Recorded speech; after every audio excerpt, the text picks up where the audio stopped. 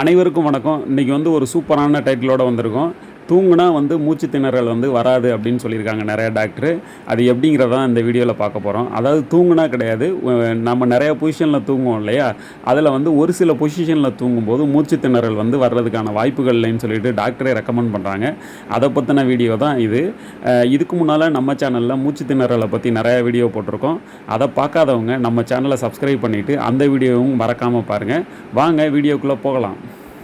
பொதுவாகவே நம்ம எல்லோரும் முக்கியமாக 4 பொசிஷனில் முக்கியமாக படுப்போம். நிறைய பொசிஷனில் படுப்போம், இருந்தாலும் 4 பொசிஷன் ரொம்ப முக்கியம். அது பார்த்திங்கன்னா மல்லாந்து படுப்போம், அப்புறம் குப்புற படுப்போம், அப்புறம் ஒரு கணிச்சு படுக்கும்போது பார்த்திங்கன்னா இடது பக்கமும் படுப்போம், வலது பக்கமும் படுப்போம். இது மெயினாக 4 எடுத்துக்கலாம். அதாவது மல்லாந்து, குப்புற, இடது, வலது, இந்த மாதிரி 4 பொசிஷனில் எடுத்துக்கலாம். இதில் எந்த பொசிஷனில் நம்ம படுக்கும்போது மூச்சு திணறல் நம்ம அவாய்ட் பண்ணலாம் அப்படிங்கிறத பார்க்க போகிறோம்.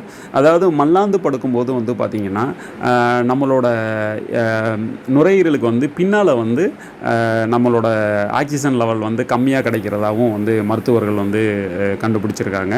அதனால் மல்லாந்து படுக்கும்போது மூச்சு திணறல் ஏற்படுறதுக்கான வாய்ப்புகள் நிறையா இருக்குது அப்படின்ற மாதிரி சொல்லியிருக்காங்க.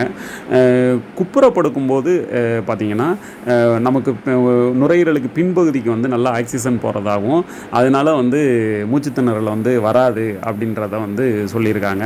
அது மட்டும் இல்லாமல் வலது பக்கம் படுத்தாலும் நமக்கு நுரையீரல் நிறைய ஆக்சிஜனை கெயின் பண்ணுது, அதனால் மூச்சு திணறல் வர்றதுக்கான வாய்ப்புகள் இல்லை அப்படின்னு சொல்லியிருக்காங்க.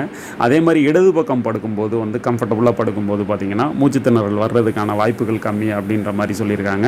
ஸோ மல்லாந்து படுக்கிறவங்க பழக்கத்தில் இருந்தீங்க அப்படின்னா ஒரு 2 ஹவர்ஸ் இல்லை 3 ஹவர்ஸ் 4 ஹவர்ஸ் ஒன்ஸ் நீங்கள் மற்ற பொசிஷன்லையும் ட்ரை பண்ணலாம்.